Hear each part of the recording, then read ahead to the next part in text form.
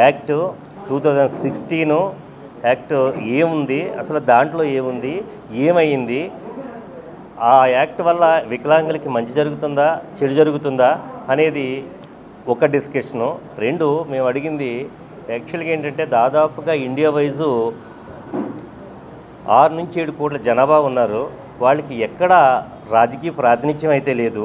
అటు అసెంబ్లీలోని లేదు, ఇటు విధానసభల్లోని లేవు, ఎక్కడ నామినేటెడ్ పోస్టులోని లేవు అని, పార్లమెంట్లోని లేదు, రాజ్యసభల్లోని లేవు. మెయిన్ ఏంటంటే 77 సంవత్సరాల స్వతంత్ర ఫలాల్ని ఎవరు అంటే చాలామంది పొందలేకపోయారు. అందులో మరీ దారుణంగా ఉన్న పరిస్థితి ఏంటంటే వికలాంగులది, అంటే దివ్యాంగులుగా మార్చినప్పటికీ కూడా 2016 యాక్ట్ ఏదైతే ఉందో నిజంగా మోడీ గారికి నిజంగా చేతులెత్తి నమస్కరిస్తున్నాం వికలాంగులు అందరూ. ఎందుకంటే వికలాంగులు దివ్యాంగులుగా మార్చారు.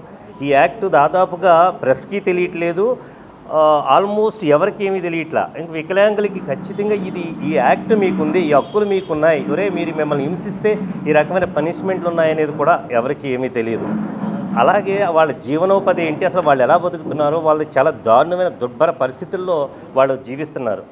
వాళ్ళకి అసలు ఏంటి ఎకనామికల్గా వాళ్ళ పొజిషన్ ఏంటి, జాబ్ పరంగా ఏంటి, జాబులో ఉన్నటువంటి ఫెసిలిటీస్ ఏంటి, అన్ఎంప్లాయ్కి జాబ్ రావాలంటే ఏం చేయాలి. చివరికి ఈ 2016 యాక్ట్ వచ్చిన తర్వాత ఈ సర్టిఫికెట్ ఏదైతే వికలాంగులకు ఉండే సర్టిఫికెట్ కూడా చాలా కఠినంగా తయారైంది. దాని కారణంగా హాఫ్ ఆఫ్ ద ఇండియాలో ఈ సర్టిఫికెట్ పొందలేకపోతున్నారు వికలాంగులు. ఎందుకంటే ఇది మేము డైరెక్ట్గా ఇన్ని రోజులు మేము చూడకపోయినా మా ఎవరికి సర్టిఫికెట్లు లేవు, ఎందుకంటే మాకు పెద్దగా అనిపించలా. కానీ వీళ్ళంతా చెప్తుంటే చాలా ఇబ్బందిగా ఉంది. ఒక ఆయన అయితే మా తిరువూరు నుంచి వచ్చారు, ఆయన జీవించడమే ఇబ్బందిగా ఉంది వికలాంగుడు అంటున్నాడు. ఎందుకంటే మీరు మీడియా మీ ద్వారా వెళ్తే కనీసం నాయకులైనా స్పందిస్తారు, ప్రభుత్వాలు స్పందిస్తాయి, ఏది చేసినా మీడియానే కాబట్టి అనే ఉద్దేశంతో మేము ఈ సమావేశం పెట్టాం. మా సమస్యలు అన్నీ డిస్కస్ చేస్తున్నాం. అందుకనే మీడియాను కూడా మిమ్మల్ని అందరినీ సోదరులను కూడా మాకు కావాలి అన్నాం. ఆ ప్రకారం మిమ్మల్ని పిలిచాం. మా హక్కులు, మాకు రాజకీయ అధికారాన్ని మాత్రం ఖచ్చితంగా మాకు ఒక బర్త్ ఉండాలి. ఇండియన్ పార్లమెంట్లో కావచ్చు, లేకపోతే రీజనల్ గవర్నమెంట్లో కావచ్చు.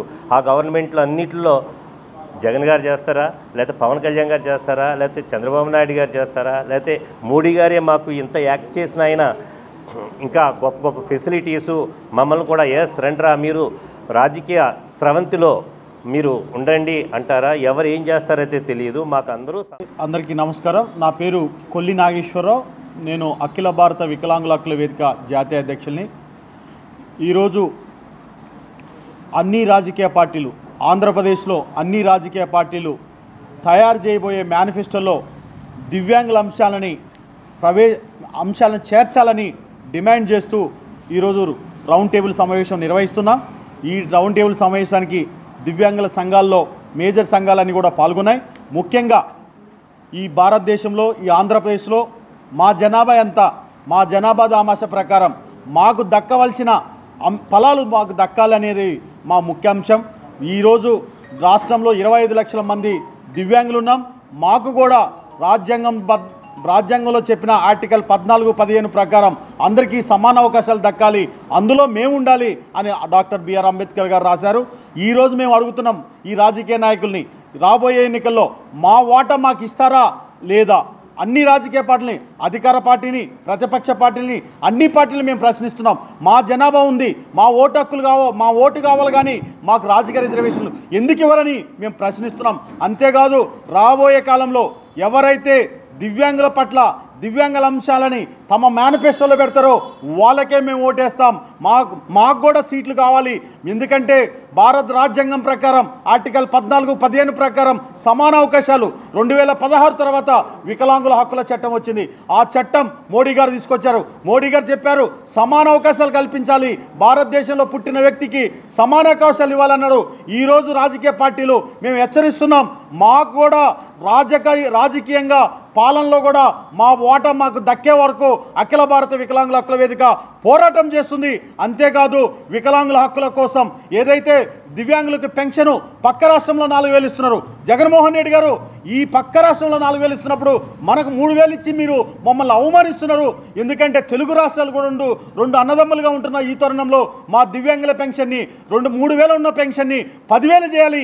అదేవిధంగా అర్హులైన వాళ్ళందరికీ కూడా బ్యాక్లాగ్ ఉద్యోగాలు నింపి వెంటనే ఉద్యోగాలు కూడా ఇవ్వాలి. అదేవిధంగా ఎలాంటి సురిటీ లేకుండా ఈ లోన్లను ఎవరైతే స్వయం ఉపాధి కింద ఏదైతే వ్యాపారాలు చేస్తారో వాళ్ళకి 10 లక్షలు ఎలాంటి సురిటీ లేకుండా 10 లక్షల రూపాయలు లోన్లు ఇవ్వాలని కూడా మేము మా మేనిఫెస్టో కమిటీలో మీరు పెట్టి అమలు చేయాలని కూడా మేము డిమాండ్ చేస్తున్నాం. ఇదే